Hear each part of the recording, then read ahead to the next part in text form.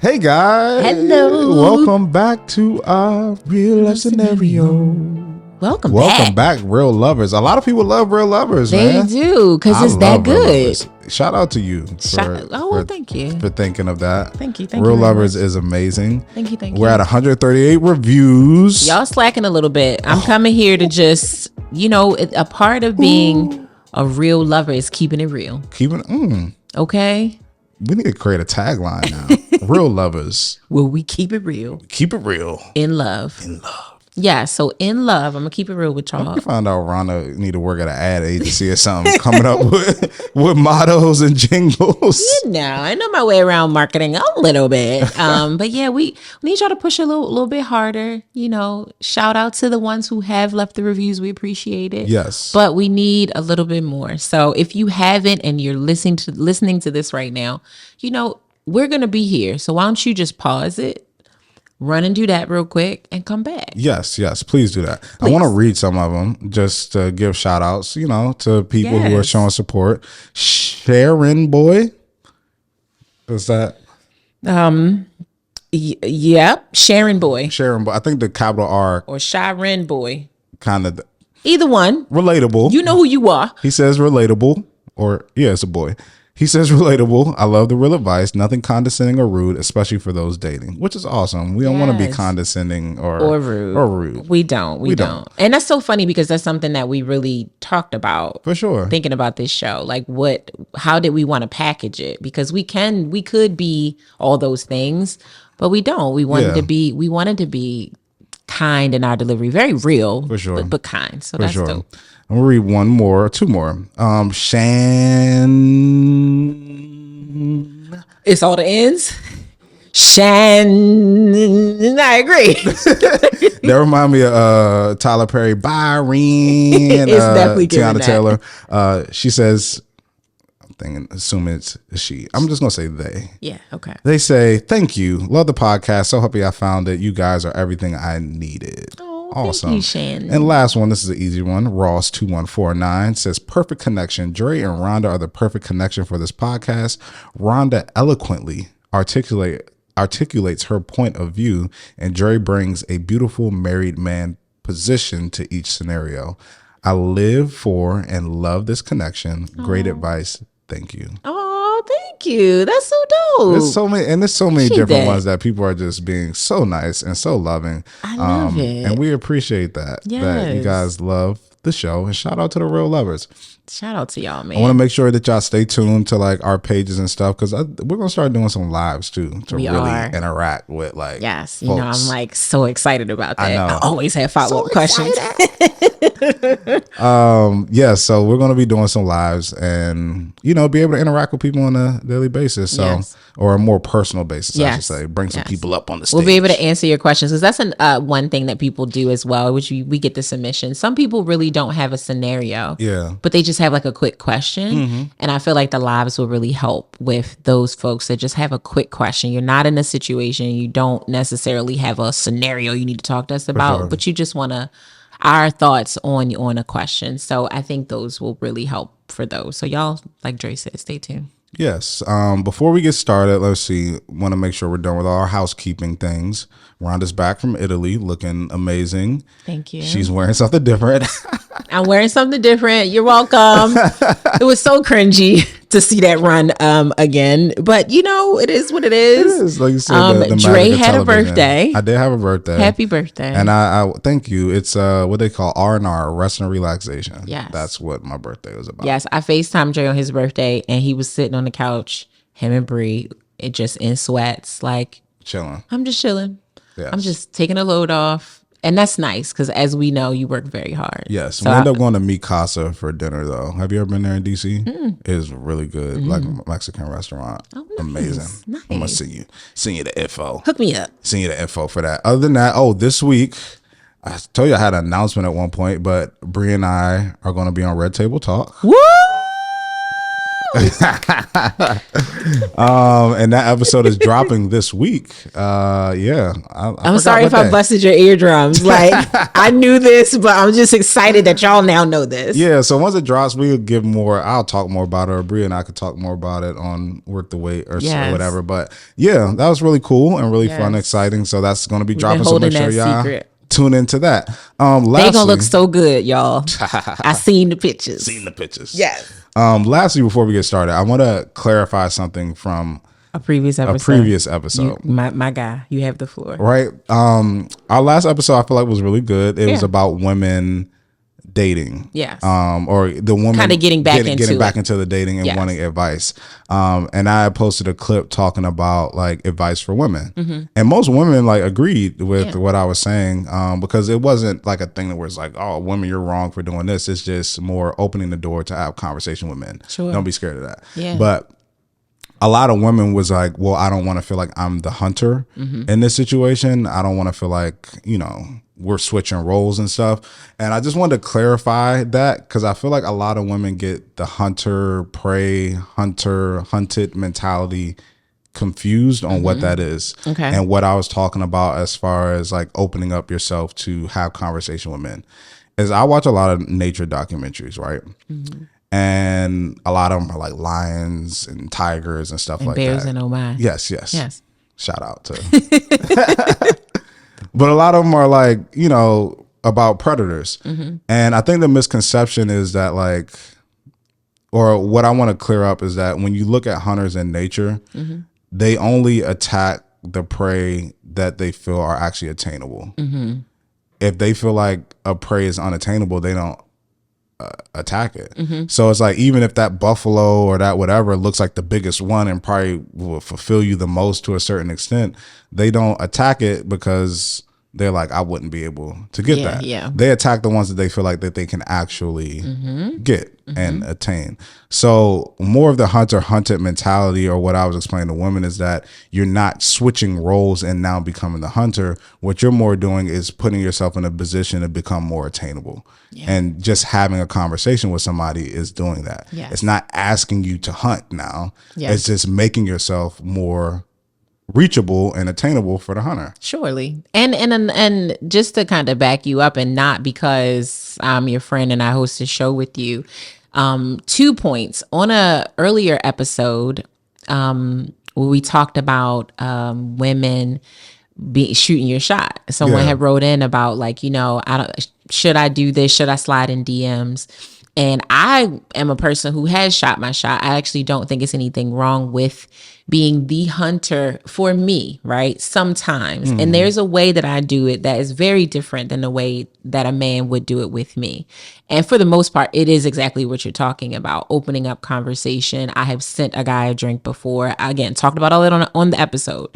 But in that particular episode, you were very adamant that like, hey, I don't want a woman to ask me out on a date, honestly. Like, I just feel like you should, if you just drop a couple little breadcrumbs, and I should be able to grab it from there. Yeah, for sure. You said that earlier. So I know for a fact that that is exactly what you mean. You're not saying like, hey, go out, grab the bow and arrow and you start hunting guys.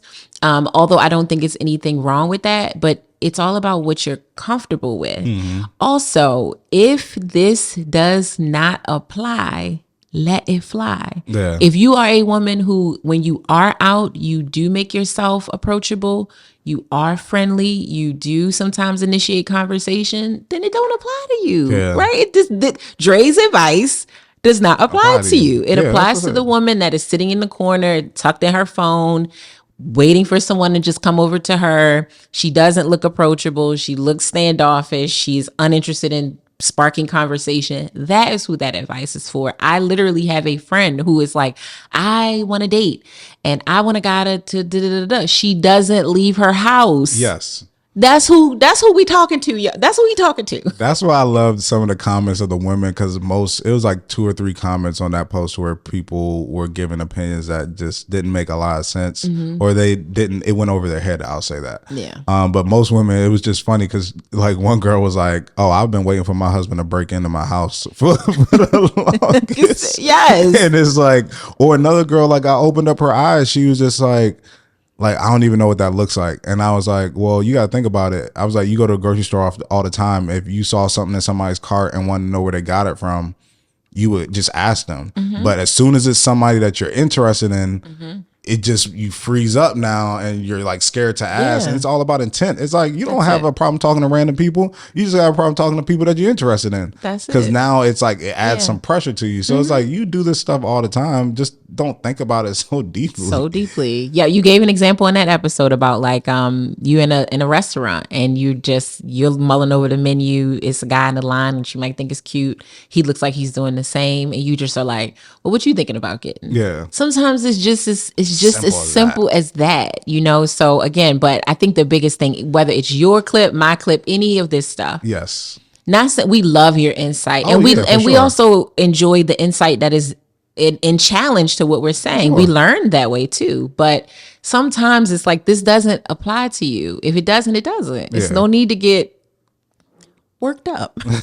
Just sometimes we got to add our clarity comments. Yes, absolutely. But you ready to get into this week's scenario? Let's do it. Yes, do it. So we are hearing from Brittany. Hey, Brittany. She says, think of the music every time in my head. Is that where you were going? No, I'm just thinking of the music that plays under the scenario every time. Got it. Go ahead. Sorry. Okay. First off, just want to put it out there that I love you guys' show. I know I'm invested when I can just listen to both of you talk and not even have a picture to put with your voices. Thank you so much. That's amazing. Yeah, she like the sound of our voice. Now that your praises are out of the way, let's get into the mess I played a part in creating. When I began an old job that I had, I was very adamant about having my work life separate from my private life. I would talk to people there, but when I left work, we had no contact. There was this guy who was persistent on getting my attention, so much so that he even changed the area that he worked in just to be able to converse with me. For months and months, he would ask if we could hang out outside of work, and for months and months, I declined. After some time, I started to drift apart from the friends that I had outside of work. They were starting families, and we just didn't have the same mindset. We still remained friends, but I started to spend less and less time with them. Naturally, I was interested in finding new friends that I could hang out with. Since I was always at work, that's where I started. I focused on making female friends, so I never gave this guy any attention. One day, we all went out for drinks. He tagged along, and our friendship started from there. We became good friends, and about 2 years into our friendship, he asked to take me out on Valentine's Day. From there, things progressed, and he wasn't just my friend anymore. While we were never in a relationship, we were intimate. I was beginning to get attached. We were always going on dates, taking trips, and meeting each other's families, but still no relationship. Out of nowhere, he distanced himself, and I figured out on my own that there had to be someone else. He never even had the balls to tell me that he was over our situation, and that hurt. Fast forward to the present. Now he has a girlfriend, and now he wants to not only be friends, but be best friends. I'm not the type to be able to be friends with someone who I once had feelings for and that I had such intimacy with. But he's starting to guilt trip me by bringing up the amount of years we've known each other and how close we've gotten to each other's families. I've distanced myself tremendously, but he still makes attempts to keep me in his life. My question is, am I wrong for wanting to cut all contact, and have either of you been through a similar situation? Thank you, Brittany. Thank you for writing in, Brittany. Yes. We appreciate that. Thank you so much. And thank you for all the nice words. We appreciate you. Shout out to you, Brittany, a real lover. A real lover, girl. It's your voice when you say real lover. A real lover. Oh, man. So where you want to start? Let's start with friendships morphing into situationships. Have you had someone who you were friends with for she said they were friends for 2 years before they dated, but never got in a relationship. So have you ever just kind of had a homegirl and then it was like, oh, well, let's try this? Oh, man. I don't think I've ever had that. Me either. I don't think I've ever looked up at one of my buddies and was like, you know what? I kind of think you're cute. I think some friendships could start off with an attraction to a certain extent. But I think a lot of times once you put it in the friendship category, then in my head, it's the friendship category. Yeah. Right? It's like we're friends now. So it's like and then it's a lot more challenging too once you decide that you're friends and then the person starts to unload all the relationship stuff that they're going through and they're telling you all the stuff and how they doing this and how they doing that and how they moving. Then I think that also makes it like kind of, okay, yeah, we're just friends. Like this is just a you friendship. moving a little wild or something like that. You know. Yes. I've never had it. I have had what I would call people that were around that were friendly. And we just never went there, but I always knew that we like could have, right? Like, and so I would not consider them necessarily a friend. The potential of us dating was always there. It's just circumstances deemed otherwise, whether it was we were both in relationships or we lived in different places, like you lived in a different city. And so we were friendly though. We didn't talk regularly. I might see you like once or twice a year. That's not a friend. Yeah. But that's more like you're around and time and opportunity just hasn't presented itself for us to date. Got you. Yes. Now that I'm thinking about it, I don't know. I feel like I wouldn't say everybody's been through this situation, but you can let me know if you have. I feel like there has been times or points in my life to where you have that friend to where you think like, what if? Or even the people around you are like, y'all would be, you know, blah, blah, blah. Yeah. Y'all would look really good together. I could see this. And you always think about it, but it just never actually materialize into anything. So it just never amounted to anything. But I've had situations like that to where it's been friends and it's like, yeah, I think that friend is attractive. That friend may think I'm attractive, but it's just not on our mind to like even try to do something like that or think about that. If it were to ever at some point happen, it could happen, but it's not a priority to like try that or to do that at all. So I haven't had the exact experience. I've had people that I've known for a while, but I wouldn't call friends. Same. But have known for a while, and we've tried something in that realm, but not necessarily something that I was friends with. Yeah, exactly. Yes. I think most people have potentially experienced that. That is all that I've experienced. But hers is a little different because the person came by ways like this was her coworker. And I would venture to say he had that type of interest in her the entire time. A romantic interest. Yes. And she just kept shutting it down. As she said, you know, he wanted to be, originally it seemed like he just wanted to be cool. And she still was kind of like, no. It's like, why would you say no to being homies with somebody? I think she knew always that he had a little more interest in just friendship. And perhaps she just was not interested in dating anybody at the time. So I would say his 2 years of being your homie was just what he was willing to invest to be more. For whatever reason, he was willing to invest that amount of time of a platonic friendship to get to something that wasn't so platonic. And it's not like he was depriving himself of, you know, like... No. I don't mean he was sitting somewhere pleasure, like... You know, like... Wait, so 6 more months. It's not like the waiting period was probably very difficult. Yeah. He was doing his own thing while he was waiting. While he was waiting for you. While he was waiting for you. Waiting for you. Yeah, to quote a certain unquote. extent. Yes. While he's pursuing you, he was still pursuing other things. Yes, absolutely. For sure. So it's like, it's not like he was good. He was good. Definitely good. And I think he also had some indication that you would come around. At some point. Persistence. Yes. I know a lot of dudes that you would think like they don't get girls, but just off the fact that they're just persistent, they end up getting a lot of women just because they just keep at it. And it's like, persistence does work. Persistence wins. It does. It definitely does. So then they go there. She says yes. Valentine's Day is maybe not for some people, but I do feel like Valentine's Day is a interesting thing to ask somebody to do with you if you don't really like them, because the holiday is sold as a holiday all about love. For sure. Not like love. For sure. And so to ask her out on Valentine's Day, to me, would give me this indication of like, oh, he like really likes me, like really, really likes me. And so I understand how basically from that moment forward, it was like, oh, so now we kicking it. I feel like That's game. Okay.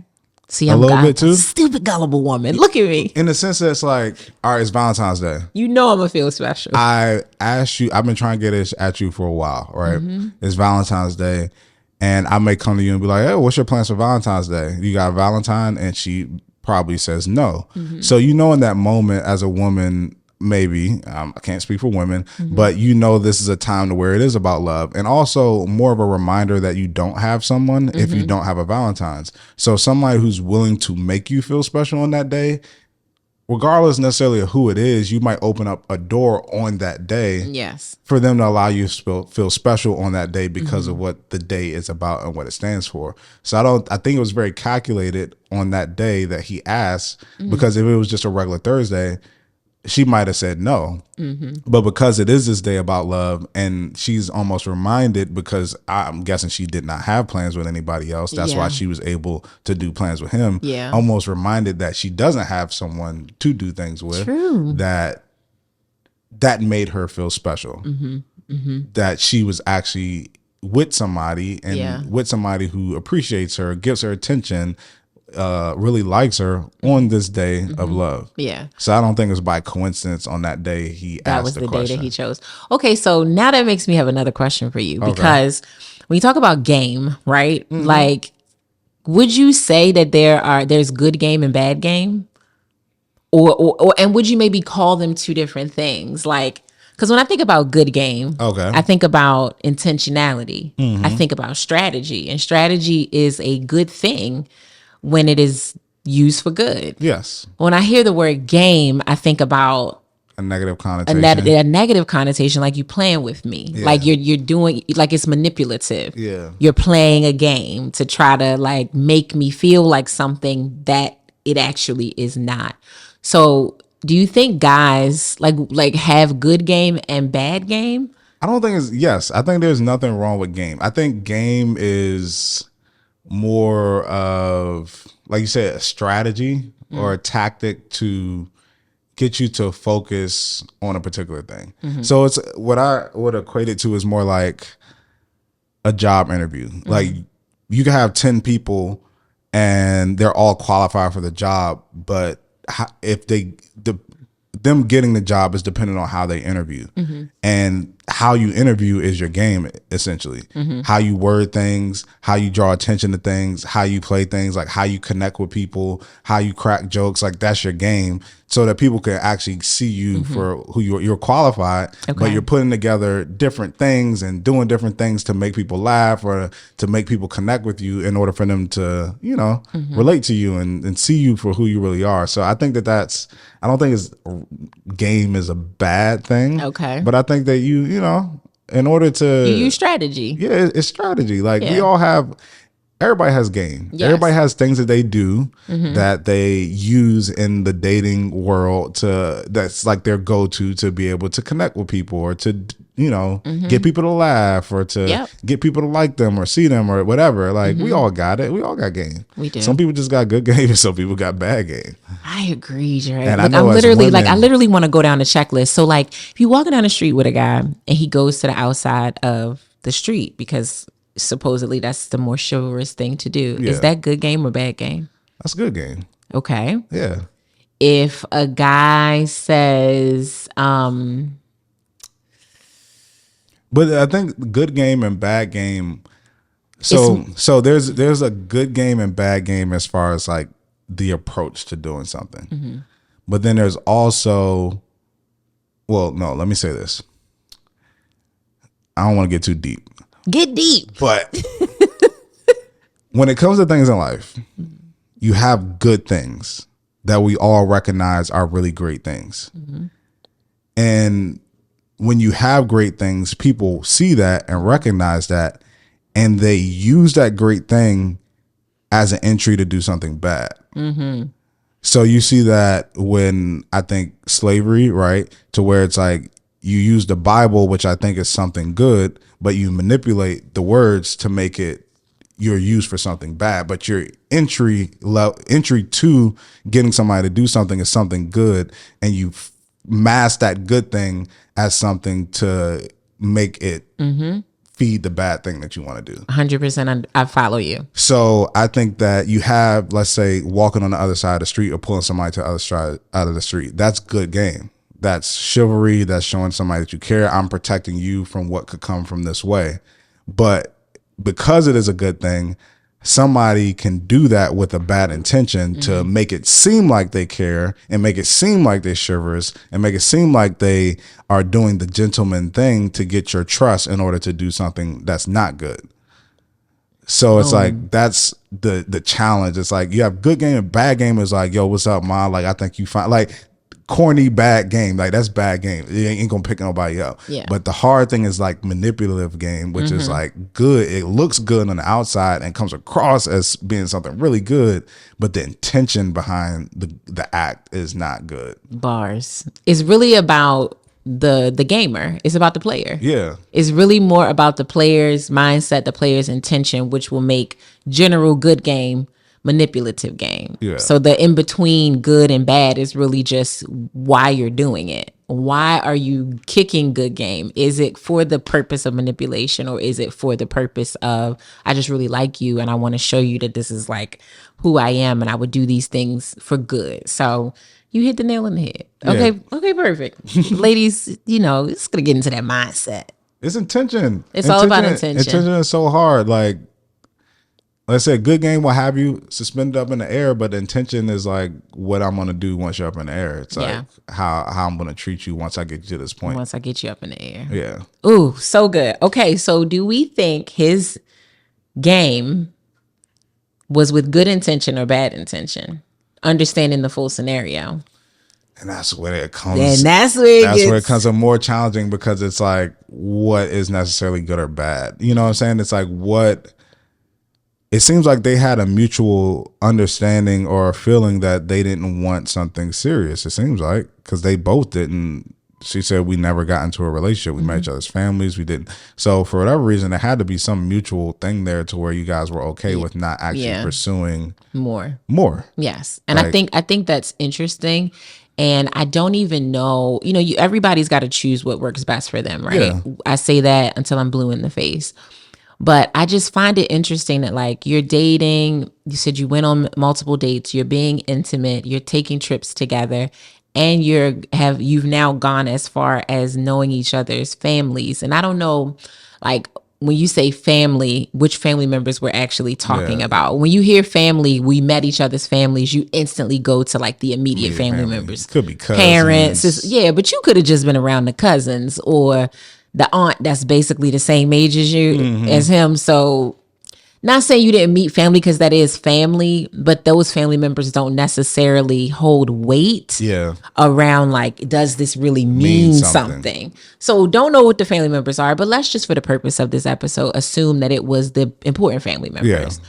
How do you get that far and not be in a relationship? Like, I really don't I've never brought anybody to my mother that was not my man. Like, I've seen situations where people are friends with people and they may be intimate with those friends, but they don't necessarily want, I don't know, they don't want something long term with that person. They enjoy the attention, they enjoy the time that they spend together. They may enjoy even what they do physically, but they kind of know that this is not somebody that I ultimately want to be with long term. So it's like a friend with a benefit? To a certain extent. And you would take that person around your mom? Because it's just like, oh, this is my home boy or home girl. Like, this is like a best friend that we do physical things with, but I don't necessarily want something like long term with them. Yeah, see, a serious thing. I have never had that. I have had that situation, don't get me wrong. I've had a person who I was seeing, kicking it with, hanging out with, and we had a great friendship. I ain't never bring him around my mom though. Man. Like, that just never happened. Like, I wouldn't even. If you know my mother, it is because you're really my friend. Like, we're just friends. We're not sleeping together, or you my guy. That's it. And anybody in between, and we just kicking it. My mom probably don't even know of you, let alone know who you are. You just that's for me and my homies to know about. Also probably my cousins, some not lower level family member. That sounds so bad. Lower. I just mean like someone members. that is not in a position of what they think about this person matters to you. Yeah. Put it that way. My cousin doesn't like my guy. Don't matter. If my mom don't like my guy, a little harder to deal with. But I'm even now at an age where I'm like, you had to get over it. He had to be doing something really crazy for me to be like, oh God, my mom's opinion matters. Otherwise, not at 39. It's not that, Mom, you'll be okay, baby. I got to fly. I got to fly my own plane here at this point.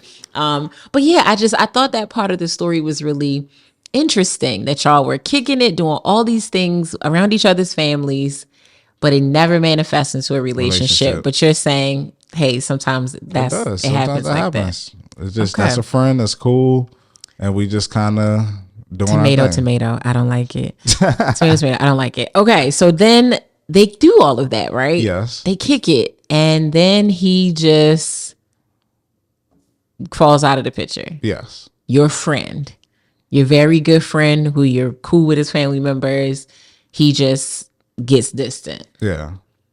And you find out that she finds out that he is seeing somebody else. Mm-hmm. I will never, ever, ever understand that type of ghosting, right? Like, I don't like ghosting in general. You watch the show, I'm not a fan. I think it's ignorant. I think it's rude. Do you think he ghosted her though?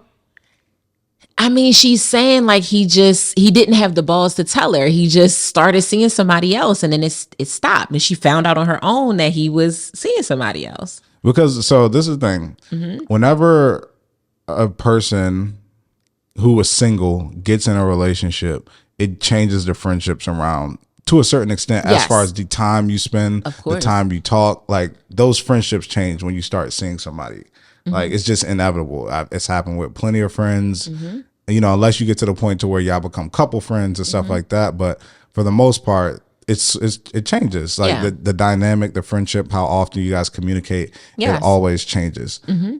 So in this situation, I'm just like, I don't know her, like, the frequency of calls and texts and things like that. Mm-hmm. But I just wanted to state there is a natural distancing away. Now, him not communicating that he was seeing somebody else, and that was the reason of like the distancing.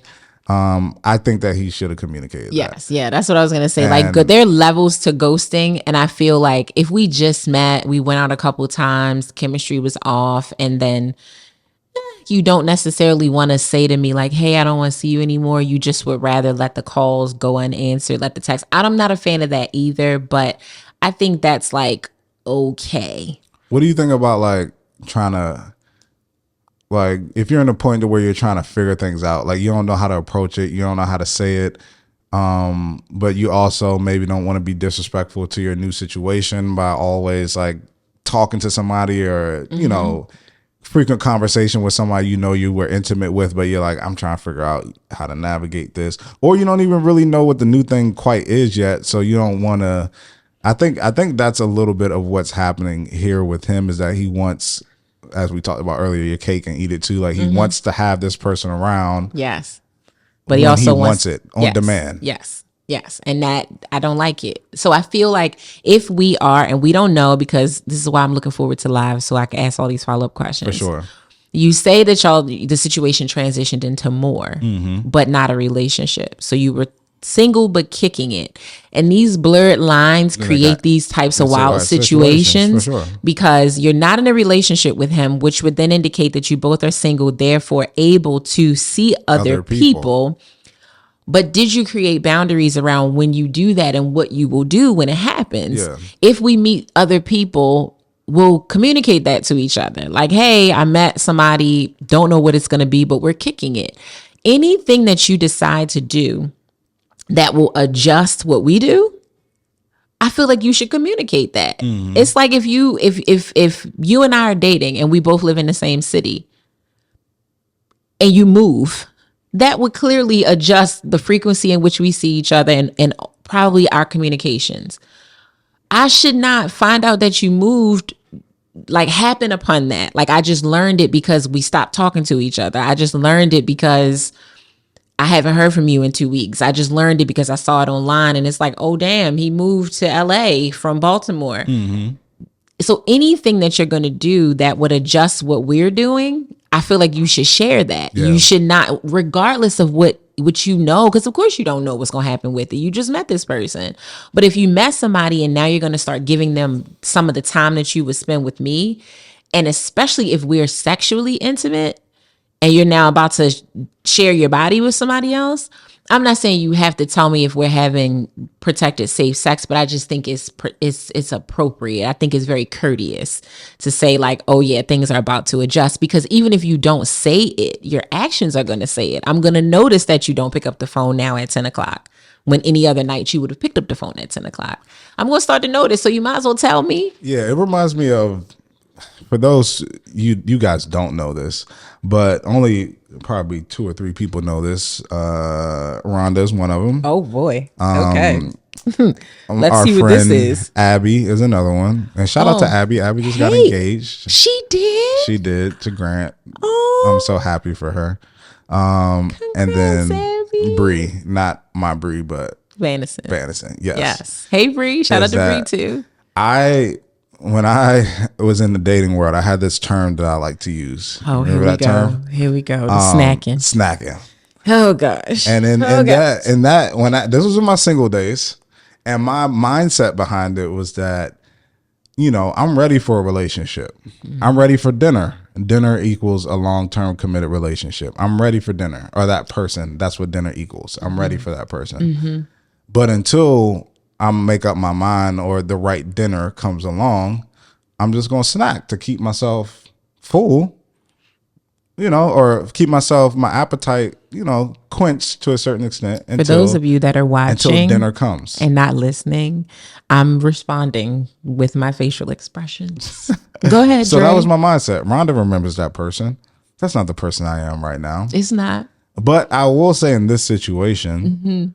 Ooh, yeah. I had a flashback. That goddamn snacking used to drive us crazy. We hated it. We'd be like, Dre, no, Dre, no. And what I learned later on in life is that if you're snacking, you're just going to continue to snack, and you won't ever be ready for dinner because you'll be full on snacks. Exactly. Yes. So I say that to say, in this situation, sometimes you got to understand if you're a snack or if you're dinner to a man, to a certain extent. Mm-hmm.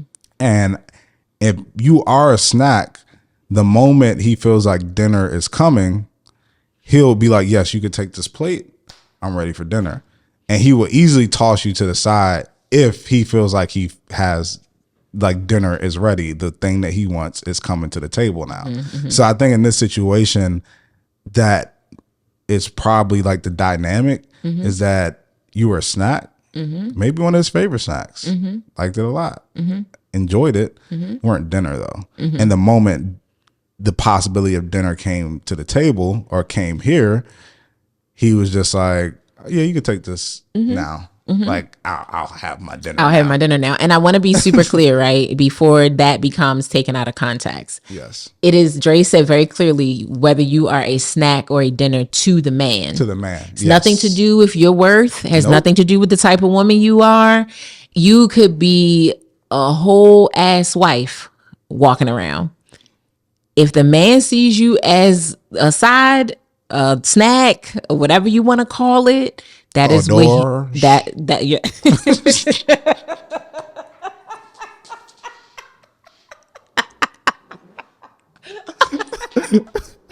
So ridiculous, y'all. Oh gosh, if he sees you as an hors d'oeuvre, as Trey just said so eloquently, he will see you that way. Okay, highly spelled word. Don't even go there. Don't, please, because we will go down the rabbit hole about weird ass words. Let's not. But yes, he'll see you that way. So it's nothing to do. I would say sometimes it has absolutely nothing to do with you. Oh, for sure. It has absolutely. Now, there are times where it does have something to do with you, and where it has something to do with you the most, when a man sees you as an option or as something that he can pick up and put down. Dre, stop. Or if he sees you as a snack, okay? It is because you are providing yourself as such. At a point, you're not saying, hey, I'm done with that. You can't pick me up and play with me when you want to. You can't pick me up and put me down or make me your favorite snack. If you want to make me your favorite snack, you're going to put it on a bigger plate and it's going to become a meal. And by that, I mean, I want to move things into the next level. Yeah. I want to now be in a relationship. I don't want to keep doing this under this guise of a casual going with the flow thing. So, and that's not just for women. That's for anybody. Yes. But yeah, you can't, if you really don't want to be treated that way and you realize that you're being treated that way, you either speak up for yourself and say, hey, I want more. Do you want more? He says no. And then you get out of there. Or you say, I want more. He says, I don't. And then you just are okay with being a snack. Yeah. But you do have to figure out which one you want for yourself. Yeah. Absolutely. And don't let him dictate that. I think you use the perfect word, casual. It's like, if you are going to operate your relationship in a casual space, you're going to get treated casually. Yes. If you operate in your relationship in a serious space, you'll get treated more serious. It's all about the space and environment that you create. A lot of times. Now, you do have some people who don't abide by that and who are disrespectful, who will go outside of that. But a lot of times you're setting the table for what this environment will be when you're in the relationship with somebody, what's acceptable, what's not acceptable. I've seen the same employee at a job operate different under different bosses. And it's because of the environment. Yes. I've seen the same employee show up on time with one boss and show up 15 minutes late every day, 20 minutes, 30 minutes late every day with a different boss. Same person, different environment, different style leadership, different expectations. So you in your relationship, although there is somebody, like, don't take away or don't think that you have the power to help dictate how things will operate in this environment. Like, you have the power to say, that's not acceptable. That's not how I want to operate. That's not how we're going to do things. Like, you have that power, like, to do that and set that environment and table in your relationship. Yes. And where you lose your power is when you say all of that, but you do the opposite. Yes. And so as a woman who's been there, oh yeah, I'm only Empty doing threats. this. Yeah, it's like, oh, well, you need to, and then he doesn't, and then you're like, all right, I give him another 2 weeks, 3.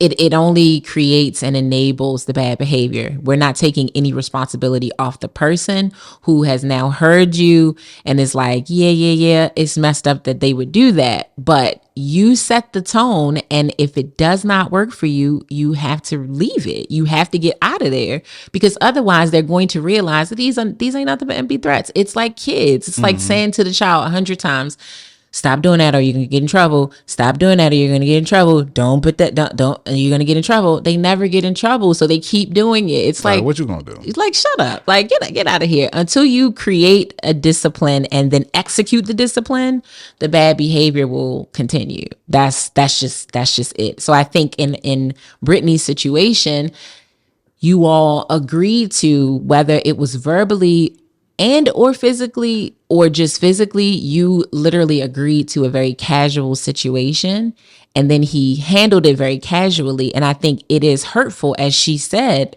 because you expect people to have a courtesy that you would have. Yeah. Anytime I've been ghosted like that, where I'm thinking, damn, yes, we haven't made a commitment to each other, but I'm kicking it with you. You kicking it with me. We going out. We blah, blah, blah. Because I know how I would handle it if I wanted out of that situation. I assumed that he would handle it the same way also. And then I wind up getting hurt because he doesn't. And I think that I expressed this to you about Brittany at one point, that I think that people operate differently when they feel like they're lucky to be with somebody versus when somebody's lucky to be with them. And I think in this situation with Brittany, that because he pursued her for so long, it's more like she's like, I gave you a chance. Like, you're lucky to be here because I opened the door for you. So how dare you? How dare you?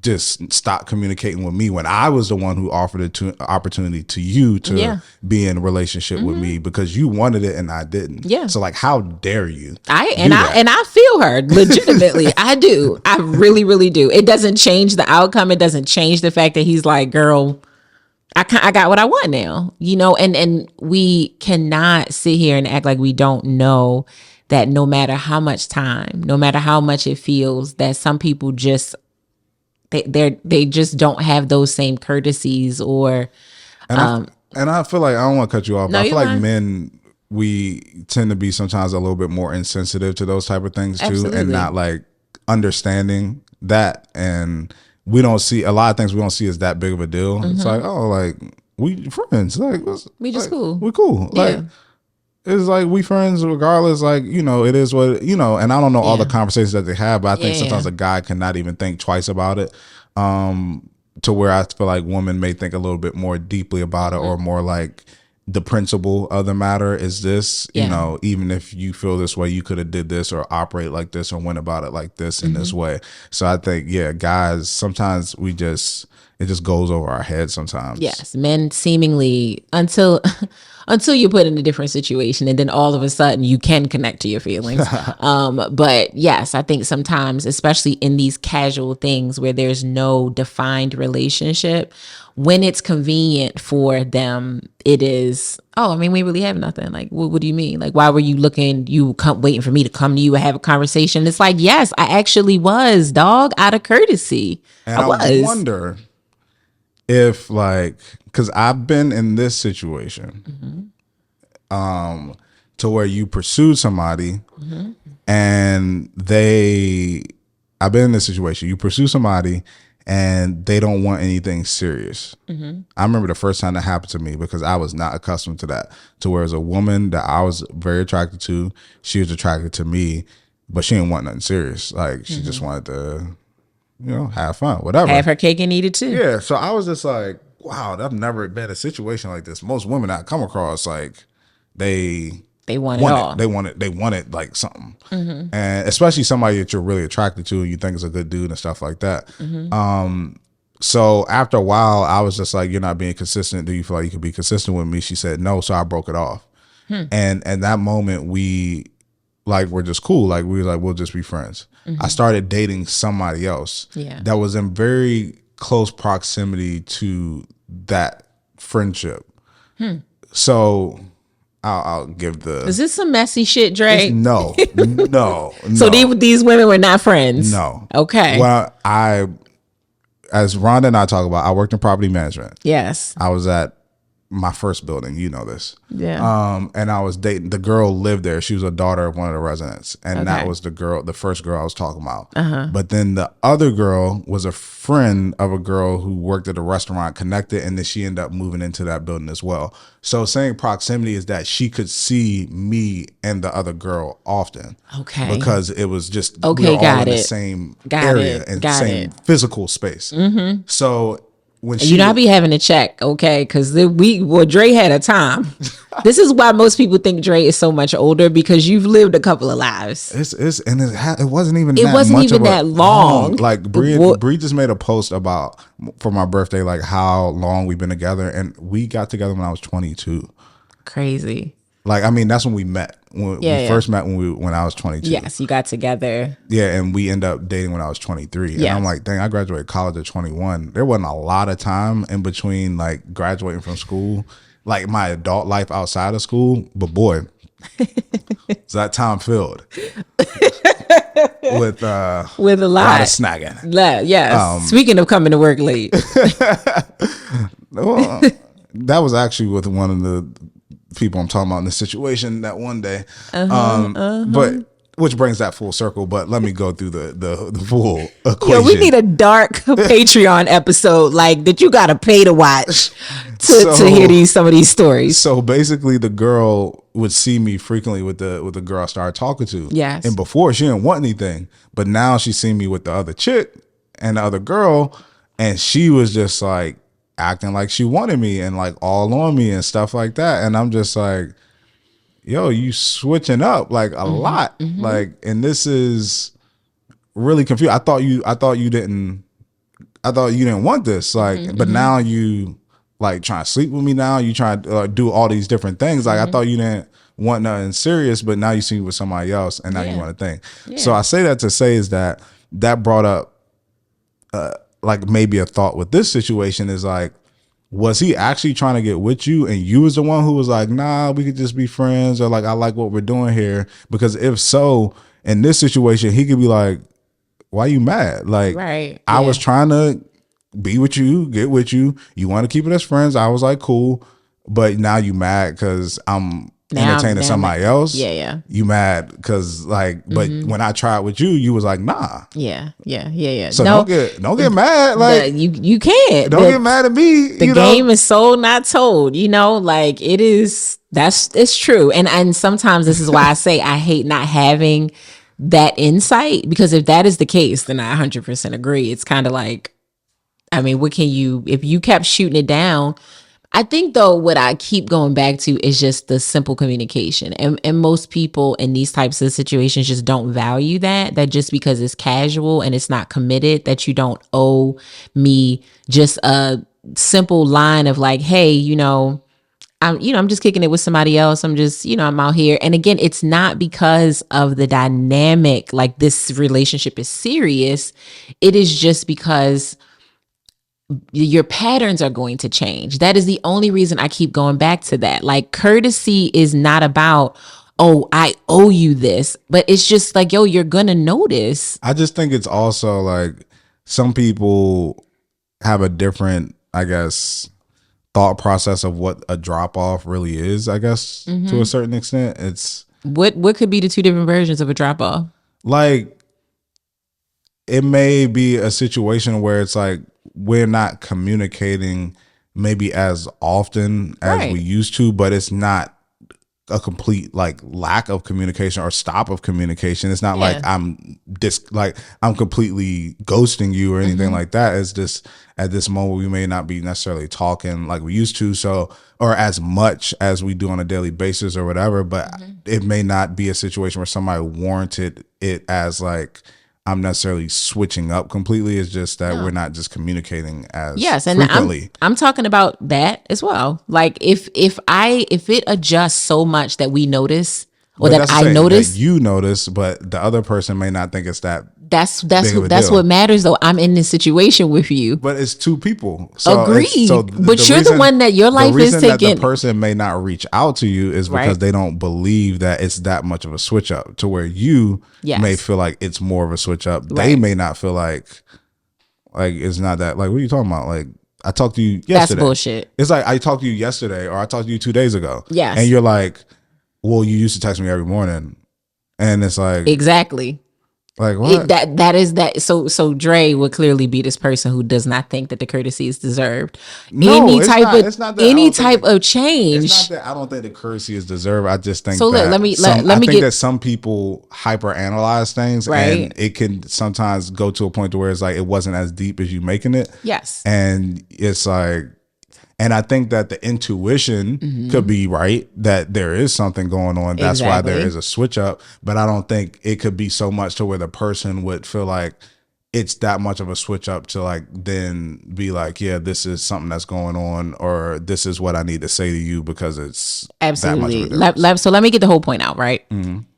Take it out of a dating situation. Yes. If we have a working relationship, we have a business relationship, and we talk about business every Wednesday at 7 p.m.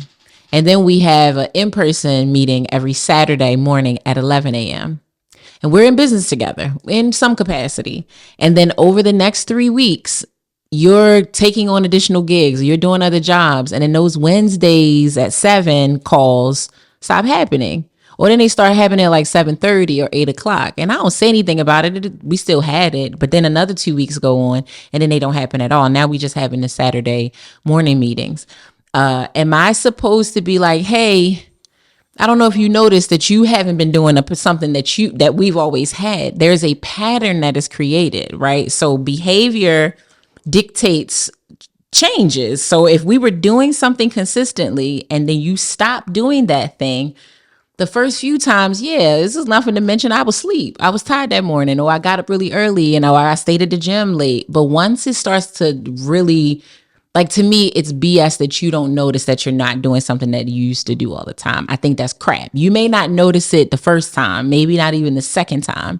But if it goes on for weeks and weeks, and in this situation, she's basically saying like, oh, like it was like he was gone. He just became completely distant. Dog, you ain't gonna tell me you didn't notice that? It's not necessarily even noticing. I think the work thing is a little, I don't know if that's the best example, because work feels like there's a certain obligation to having to be on those meetings and calls. And that's the unfortunate part about this. That's how I feel, because you would give business more credence. You don't give these personal relationships any credence because like it's casual. You shouldn't care. I think that it's more, so I think that it's less of, it's not necessarily about the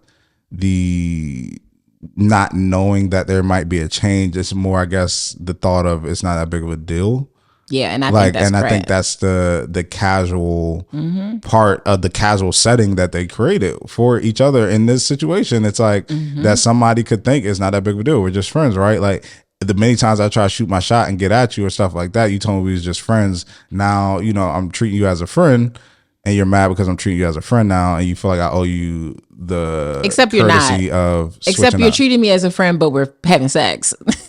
Except you're treating me as a friend, but we talk all the time and we go on dates and I'm at your family's house. So that's why I don't like these blurred lines around friendship. Like, let's just call it what it is. We have a situationship.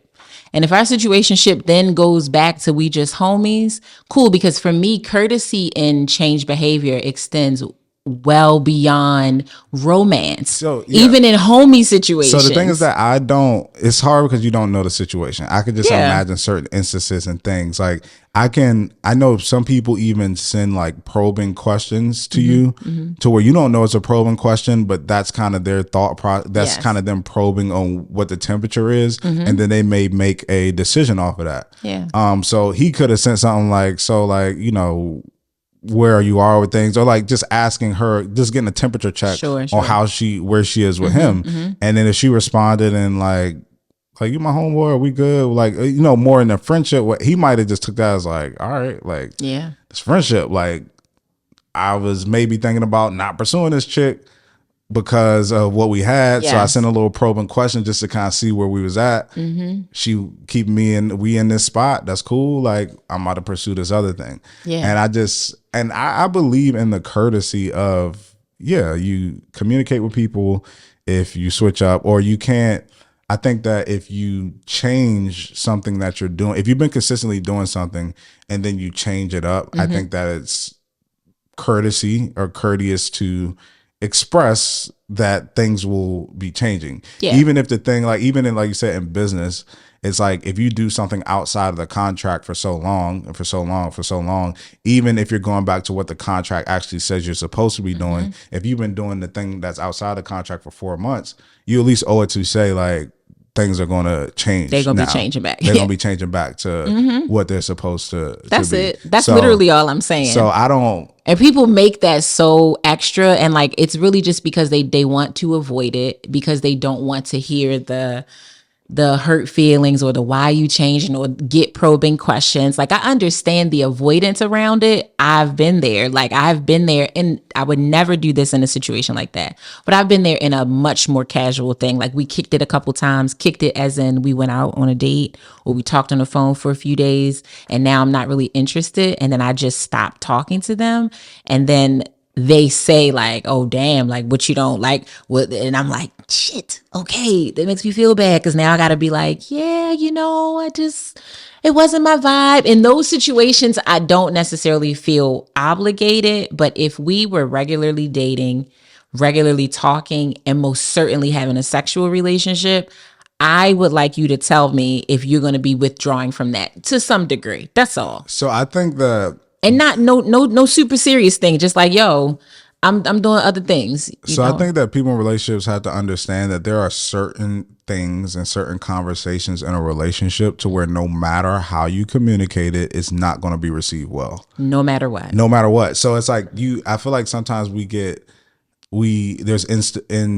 no movement in what we're doing or no progress forward because we're trying to figure out what to say or the best way to say something to soften a blow or to make it not be a blow at all. And it's like, it's a blow. No, certain things that you're going to communicate won't be received well, no matter how you communicate it. Nope. You can use all the tactics, the sandwich method. It's going to be bad. Every way, every explanation, if somebody's into you and they like you and you break it off with them, there's ways that you can make it bad.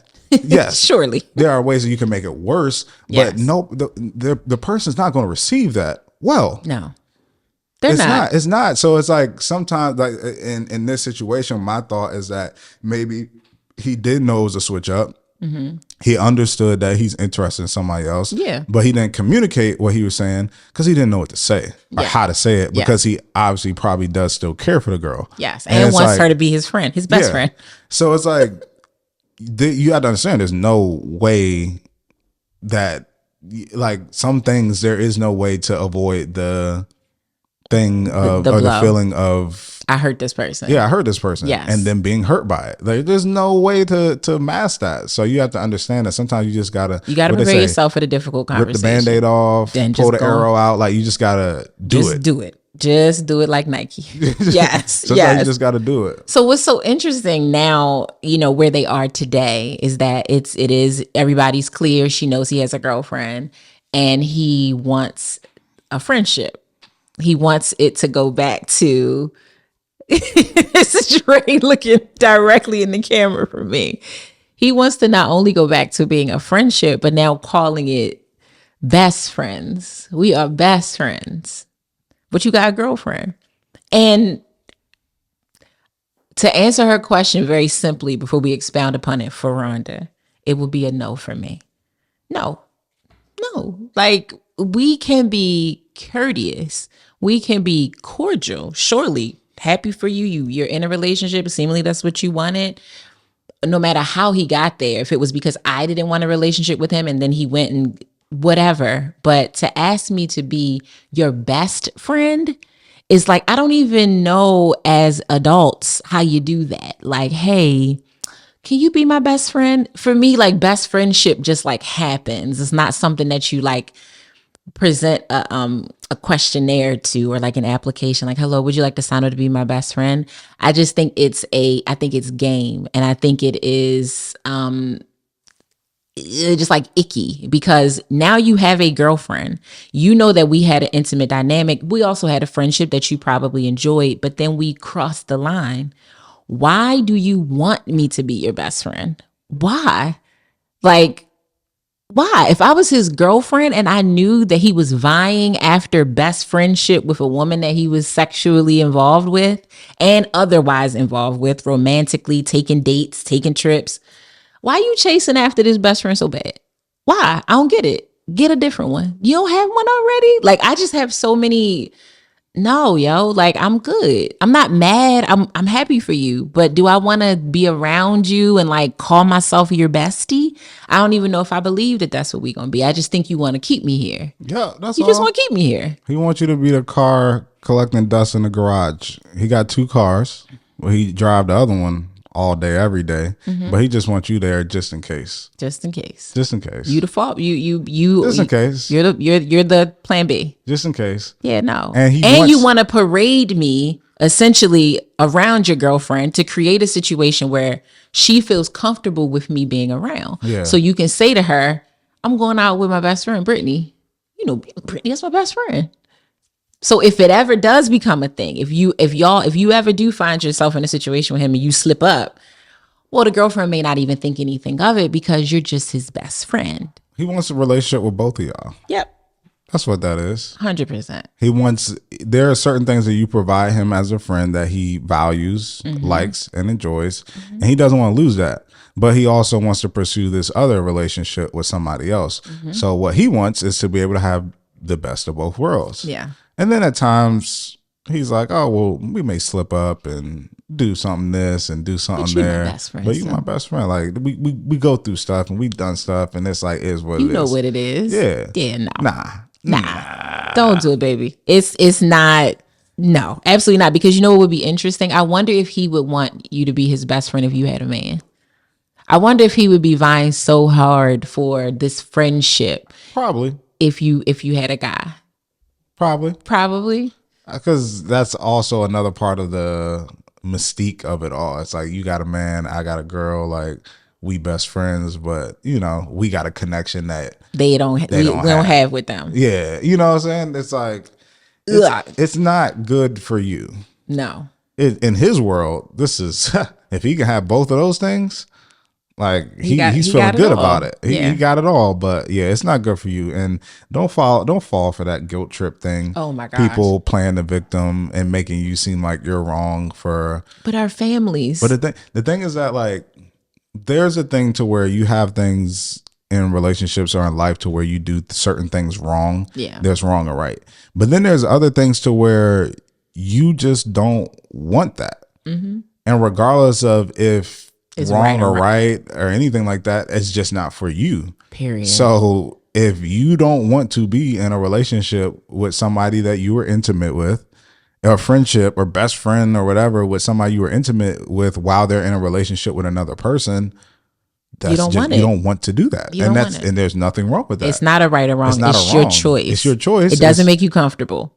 So that is what it is. So you shouldn't be in that situation if you don't want to deal with it. There is no, let me convince you that this is wrong. Let me convince you that this is right. It's like, you just don't want that. You don't want it, baby. Don't do it. And don't do it. And don't let somebody guilt trip or play the victim into making you feel like you're wrong for taking that position if that's not something that you want to do.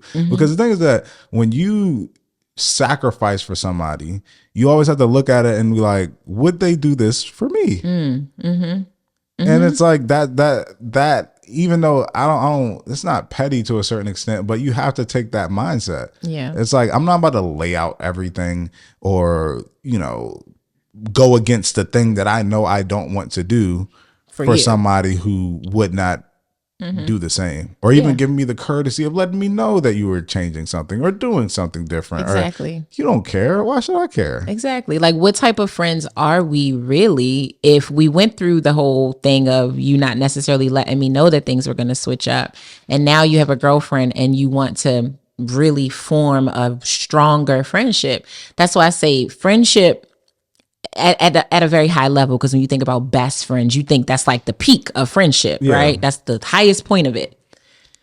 You get there by doing the work. You get there by having certain dynamics in your relationship. You get there by certain levels of understanding and respect and honor.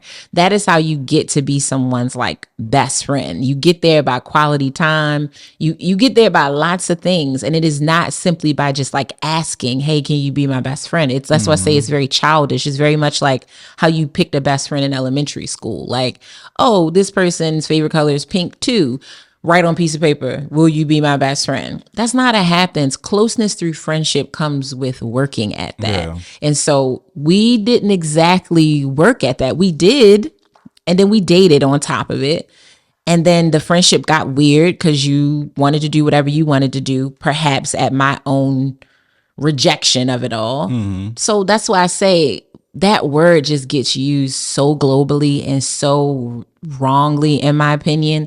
Call things what they are. We are not friends. We were in a casual situation. We were dating. We were kicking it. We were, call it friends with benefits. But friendship, platonic friendship at its core does not involve all of this sexual and relationshipy confusion. We need to come up with a different word between like friend and like boyfriend, like, or girlfriend. There needs to be like a title in between that, because if you're in a friendship with somebody and you're in a relationship with somebody, you're both going to get to know intimate things about each other. Yeah. You're going to get to know somebody's behavior. You're going to build a connection. Like all these things that you do in a friendship, you're going to do those same thing in a relationship. Yeah. Just because you don't have a title, but you're doing intimate things, doesn't mean it's a friendship. Correct. It's like it's a casual relationship. It's a casual relationship. It's a non-committed relationship. That's all it is. It's like It's not. I think that's the thing that people use friendship so loosely. It's like, oh yeah, we are intimate and we do intimate things, but we don't have a title, so we're friends. No, you're not friends. No, you're not. You're not friends. Nope. You're in a casual relationship. You're in a casual relationship. Like you said, intimate relationship, but you're not in a committed relationship necessarily, or relationship with a title, but you are not friends. You're not friends, so because friends operate in a different way. That's what the thing is, like the whole thing is built off of, is that we're friends. Y'all were not friends. Nope. You're not going back to be friends because you never really were friends. Yeah, and that's why I say earlier in the episode, even those 2 years where you didn't do anything, you were not intimate, you were not dating, I would venture to say that you still were doing things. It was almost like you were pre-gaming for the casual relationship that you ultimately got into 2 years later. Yeah. It was not just a straight up and down friendship, not based on how I'm reading it. It's giving, we were just playing around for a little while, and then we started playing around a little more, and now the playtime is over. Exactly. And let it go ahead on and be over. For sure. It's over. It's over. It's over. And don't let the whole, what was I about to say? I think I lost my thought. The guilt tripping?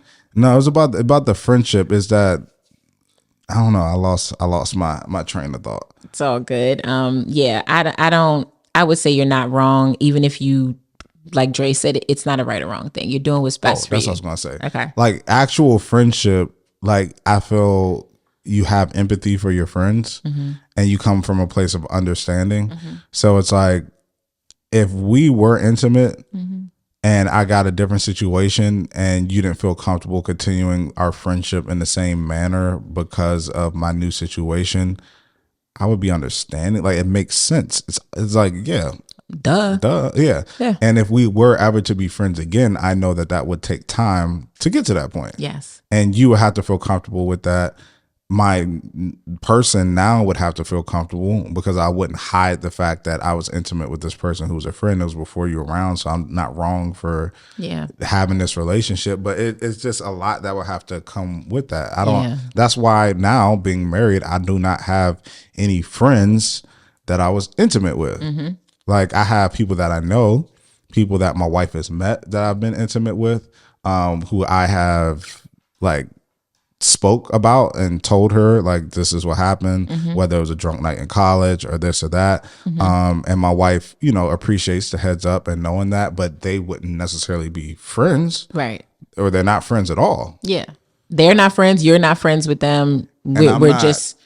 Yeah. I'm not friends, or I don't even think any women that I've ever done anything with have attempted to be friends with me with their situation. It's like, it just doesn't make sense. No, it's too many people in the world to me to keep trying to force these friendships where there's so many blurred lines. Like why?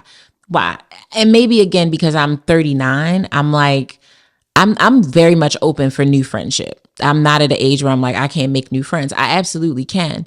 But I'm also not like making that a daily task, or a guy that I dated, I have to keep him as a friend. I got a lot of them already. I'm good. Like, this was a moment. It is over. We do not have to call ourselves friends because we're not dating anymore. Thank you for your time. Thank you for your services. It's been real. Take care of yourself. Let me ask you one more question as we close this out. Do you think it's worse having around a friend or a past person that you were intimate with, and having them around like your space or area? Let's say you work with that person or something like that. Or do you think it's worse to have somebody who is very like, I haven't done anything, but like the tension is there? Like, you are kind of like attracted to them physically, they're attracted to you, you're off limits, and you know that. They know that you're off limits to a certain extent, but the tension is there. Which like, one let's is say worse? If you're in a work environment, you have somebody that you were already intimate with, and you're with somebody else now, or somebody that the tension is there and you can feel that, and it's like there is attracted, but you that's not something that you should be doing. The second one is worse. The second one is worse because of the unknown. Yeah. The unknown. The unknown is so much more attractive because you don't know. You don't know. And your mind tells you that it is amazing. Your brain tells you that, woo, I know if we do it, it's going to be, it could be none of those things. It could be the worst thing in the world. It could be horrifying. But the other thing, you already know what it is. You experienced it. You may very well feel like you don't even want it anymore. And I will be really transparent. I did have that happen. I was seeing someone. We were actually like childhood friends, and I wouldn't say that we were friends. Once we got older, we were cool. We would see each other around. Then we dated for a while. Never in a committed thing, very similar to Brittany. And then that ended. And he got in a relationship. I got in a relationship. We became friends while in relationships with other people. We double dated. together. We hung out at their house. They hung out at our house a couple times. It wasn't no swinger thing. It was nothing like that. We really just had a platonic friendship. But let me be clear, during the time that we were in relationships with other people, we had a platonic relationship. But I think he knew and I knew that was just because that's what we were choosing. It's not because that feeling could not have been explored again. It could have been explored again. And surely when we were not in relationships anymore, it was explored again. It was nothing though. And we never became anything. He is, I think, married now. So happy for him. He has a new child, beautiful, and legitimately happy for him. I feel nothing because I didn't want him anyway. But it's not really, that's why I say we were friends for that stretch of time. That when you had a girlfriend and I had a man, we somehow became really cool, and our partners they knew we had history, and everybody was okay with it. Would not recommend. That is highly an exception and definitely not the rule, but we knew what it was. So it was not a thing where I was like, I wonder. But if you're around somebody and you don't know, and y'all know that the vibes are there, but you won't explore it because you're in situations, that's worse. And you should, if you can get away from that, you need to get away from it. Because you said a work environment. I mean, just being around somebody that you were intimate with is very difficult, especially when you're in another relationship. Yes, it's almost like you think about it more. Yeah, and it's hard not to think about it. And hard not to, like, even I'm going to be very, very, like, non-descriptive, because the point is it's to make a point and not at all to identify the identity of somebody. But I had a conversation. I recently went back to my school for homecoming. And I ran into somebody that I had a relationship with, or intimate relationship with in school. And it's just crazy that you see that person and automatically your mind goes to that. Not saying you want to do it, but you associate your relationship with that person to what y'all did. Of course. Right. And then there was some drinking involved on her part, not on mine. I was chilling. And essentially she brought it up. You know what I'm saying? Not in like an inappropriate way or anything like that. She told me how happy she was for me and stuff like that. Right. And it was more of her like apologizing for behaving certain ways and like, but that was like 7 years ago, 8 years ago. But it's impossible it's hard not to talk, like, think, because when you see that person, that's the thing that's on your mind, because the relationship that y'all had. So it's like that's why it's so difficult to be around people that you've been really intimate with, because that is why you probably really shouldn't be. You know, like in that situation you can't help it. It's homecoming, right? And then that was during your college years. And it was honestly good to see everybody. Good to see, even to see her. It was like, yo, I didn't see, like, that was a long time ago. Like, how you doing? Of course. We don't hate each other. Yeah, no. But when you said, she didn't say it in an inappropriate way, in my humble opinion, it's inappropriate for you to bring it up to begin with. We can totally sit here and be like, hey, how you been? How's your life? I'm happy for you. We know what we did. We won't need to bring it up because I'm married. So it's no need for you to even bring up the conversation. It's no dig to you, but that is exactly why being around these. Point is that's why that, like, those things can just be as simple as that. They can just come up, and it's we had a time, but we had a lot of fun. Okay, ain't nobody, you didn't need to say it. I know, trust me, it's in here. Yeah. It's in here. And it's like, that it may have been a great time too. Like, you know what I'm saying? But it's like, we don't need to talk about it. It's better to not have those type of things around, because it's just going to remind you of those moments. For friggin' sure. Just like anybody you have memories with, the moment they come around, it's going to go, like if I see Jillian or Allie or people that we work with, it's going to trigger. I literally just sent you a picture of us working together. I was like, oh man, that was such a fun day. Like, if you see those people that you work with from back in the day, it's going to automatically trigger those memories from working with them. So like I said, if you see somebody you were intimate with and had a real intimate relationship with, as soon as you see them, that's going to be one of the first things that come to mind is that. And that's always going to be like even with me and my ex, I don't know if she ever feels it, but like whenever we're in the same space together, even though it wasn't like a super long relationship, I still feel like the guilt. It's not even it's something there though. It's like it's not just like being there with a regular person. It's like there's something. Yeah. It's there's an energy. Yes. There's something there to where it's like, okay, and not even like a temptation type thing. It's just there's something like that there was something here between us. That is the natural. Like you can feel that. I just think that's literally what you called it. It's energy. It's connectivity. And no matter how things ended or the fact that things have ended, when you develop a human connection to someone, if you see them or you share space with them or you come across a memory of them, you can't change that energy. You know what I mean? You were not going to explore it. You're not going to tap into it. But that feeling is that feeling. And that's why it goes back to my thing about being really cognizant of how you deal with people and how you handle people, because energy is real. You cannot deny it. It's heavy. It's very heavy. It can be, I just told you about an experience I had where the energy was so heavy, I had to leave the space. It felt like it was weight on my shoulders, and it was not. Nothing was on my shoulders, but that energy is overwhelming. So that's why I say, like, be mindful. Yes, we can have casual situations. Yes, we can have things that aren't that serious. But when you mishandle people and you know you can handle them better, you really should be taking into consideration the type of energy that will put into that situation.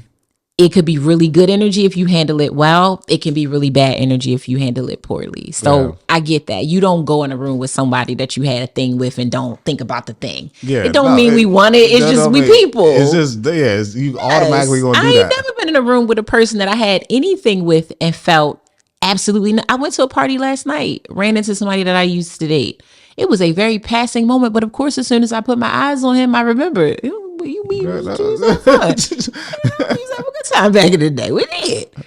That was it. For sure. Just as fast as I saw him and we spoke and we hugged, it was over. And then it's like that moment, y'all know. Like, you know what I'm saying? It's like, y'all know. We know. That's why I say it's ain't no need to talk about it. What we bringing it up for? Especially if we know that one or both of us are in other situations. Please don't. And if you bring it up to me, that's game.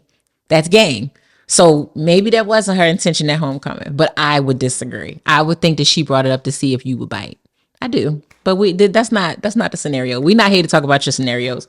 She's a nice young lady. I bet she is. I think that she was just. Yeah. Surely. Okay. You got any bad advice that works? You got any bad advice? Oh yeah, I forgot we do that.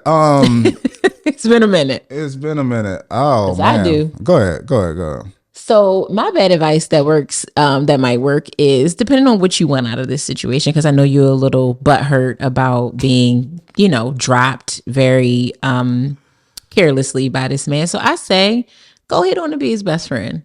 Hang out with him, kick it. Yeah. We're besties. And then test how much of this platonic friendship it really is. And if he bites, and I am almost 100% certain that he will, then you bust up that situation over there with the new girlfriend who thinks that this is y'all are just besties, right? And I mean, not hate to hurt her. So again, do not take this advice. Do not take this advice, because that is really messed up. But yeah, so now we back to square one. Now you don't have anybody, and I don't have anybody. So what shall we do? Bestie. That's my best friend.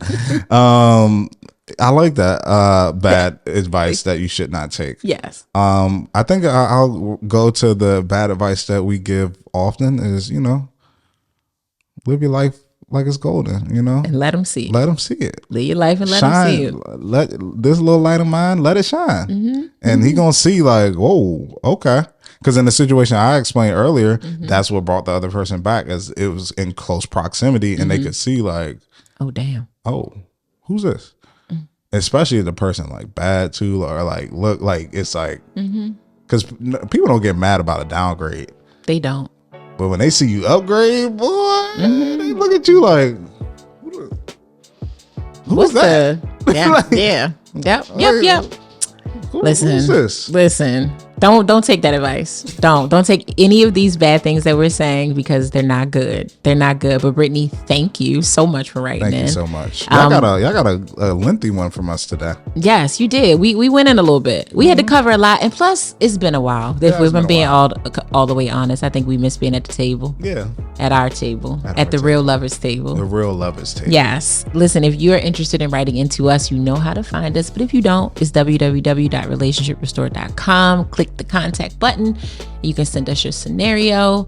And you can follow us on social media. I'm at Ronnie Cakes. At SJ Smith and at Relationship Restored. We'll see you next week. Peace.